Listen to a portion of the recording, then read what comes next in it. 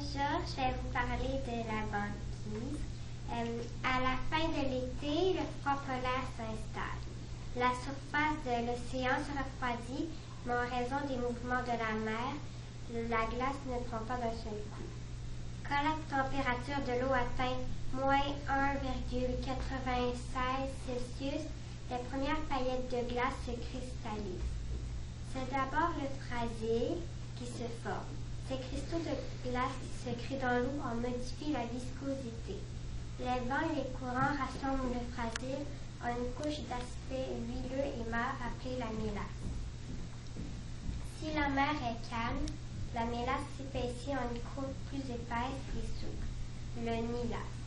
Plus rigide, la banquise. Si la mer est agitée, le nilasse se transforme en petites boules appelées suga.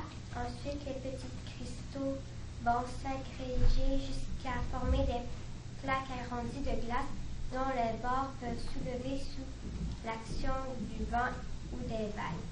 C'est la glace en crème.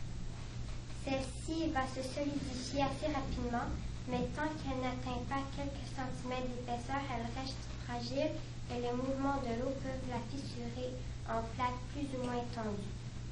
Une fois la surface gelée, l'eau de mer se trouve isolée de l'air et le processus ralentit. La banquise s'épaissit alors lentement. En septembre 2005, la superficie de la banquise arctique était de 25% inférieure à celle qu'elle avait en moyenne dans les années 1980. Ici en orange, on voit l'épaisseur a baissé, puis le bleu de la mer, alors elle a beaucoup descendu. Au pôle Nord, le soleil est en permanence au-dessus de l'horizon pendant les mois d'été et de façon permanente au-dessus de l'horizon pendant les mois d'hiver. Les animaux et les végétaux de l'Arctique sont, par leur physique et par leur comportement, adaptés aux conditions particulières des régions du Nord. L'ours polaire a la peau noire pour attirer la chaleur et le pelage blanc pour le protéger du froid.